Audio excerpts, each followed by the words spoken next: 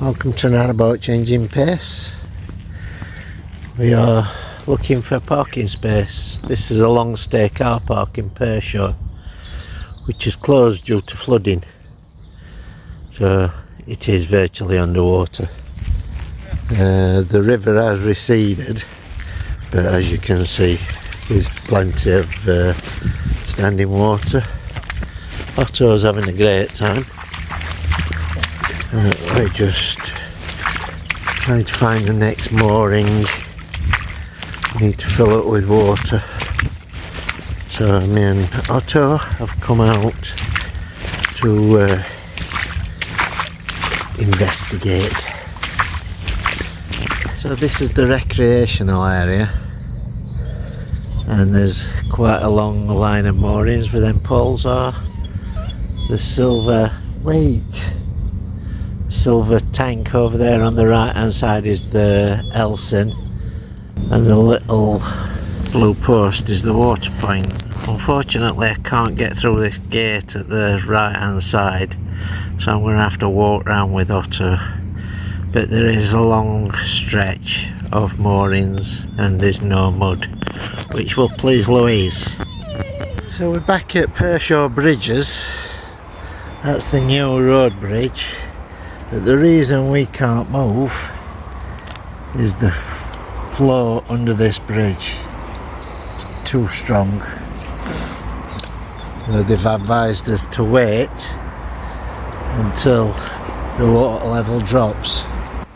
This, although it looks quite calm, there is quite a flow on it. And as it goes under the bridge, Changing Pace is just beyond that bridge there.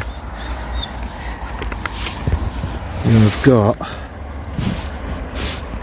a raging torrent.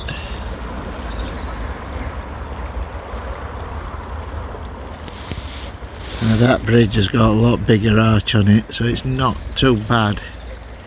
But this, too strong. Trying to get mud off these.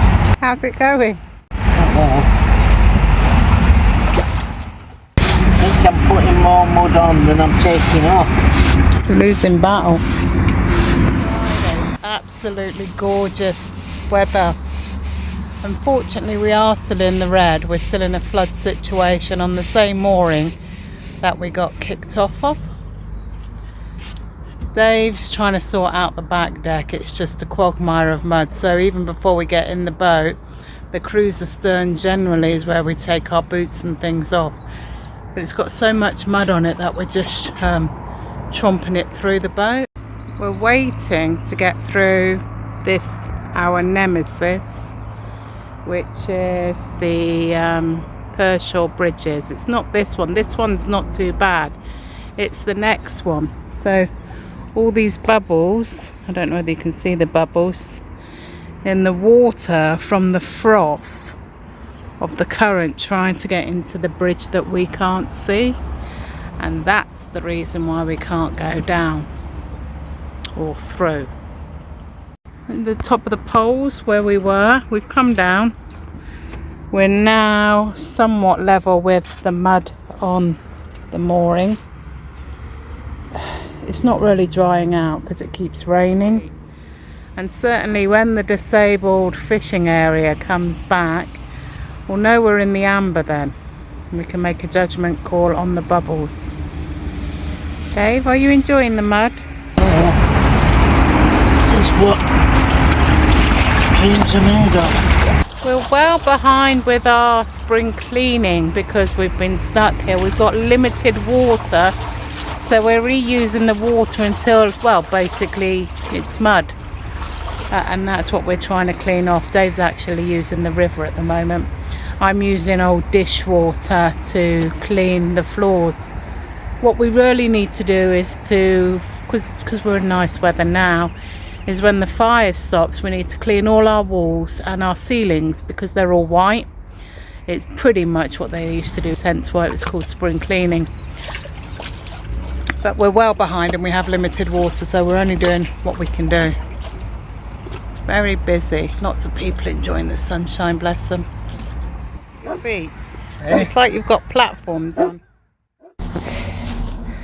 That little baby there is our stern greaser, and you can see that the handle's quite low down, so I'm going to take that off and pack it with grease.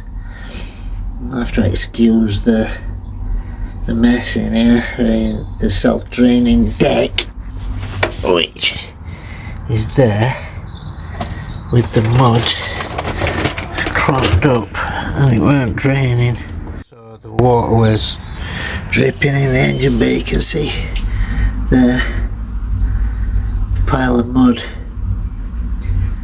and it had dripped down and on top of it. Battery box. Take that off and pack it with marine grease. How these work is very easy. So the grease goes in there and that plunger winds down and presses grease out of there through that base, through that pipe into the stern gland, which lubricates the prop shaft and stops water leaking in. There's plenty of water in engine bay, which I'm going to get rid of shortly, but there's no drips underneath. There's no drips coming through that, so the steam grease is working. So you just periodically have to fill this up. When the screw gets down to there, you know that the plunger's just about at bottom, so you have to repack it with grease. Stern greaser back on, screwed in. You can see a lot more thread sticking out, so now that cylinder's full of grease, that pushes the, well, you unscrew that, and there's plenty more there now. So while we're in here, I'll just check the oil. Bang on top limit. It's looking a bit black, but we'll do an oil change later on. Yeah, I'll change all the filters, the air filters in there. This all wants cleaning out. But what we've had a bit of a problem with, down there you can see the bilge pump. Louise is convinced it's not working. Now our bilge pump, it never gets salt water out of here. We've always got about an inch and a bit of water in my engine bay. I'm going to check that out now, make sure it's working, probably get a clean out, make sure there's no debris in there.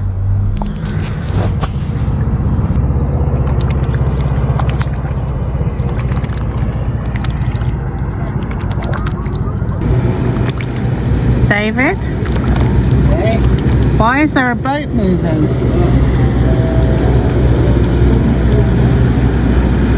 At speed, by the way. What you've just seen is the aftermath of the floods. We do a bit of a clean up and it turns into a spring clean as well. Do a little bit of maintenance on the boat, and we then spot a boat moving, which surprised us all, didn't it? Yeah, we did the spring clean. It was just generally filling in our time. This was the second time that we'd been stopped by the River Avon, unable to travel upstream. We were battling not only the water but the mud. The boat that moved was going at speed. Yeah, it was fighting the current and obviously giving it some. But as you can see in the video, as he gets under the bridge arch, the first bridge, he noticeably slows down and not through backing off the revs. So I think it was just the force of the current. Fighting the current, yeah.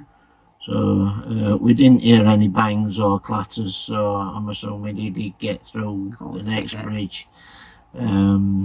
We found the Avon and Navigation Trust, and we just took advice from there with regards to, oh, we've just seen a boat, can we go through? We were desperate to move. They inquired about our capabilities and our boat and its power, horsepower, etc. The size of the boat.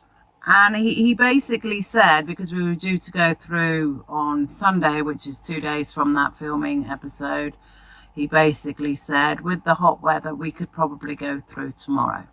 On the Saturday, Yeah, which will be in another vlog. The one after this, maybe. Maybe.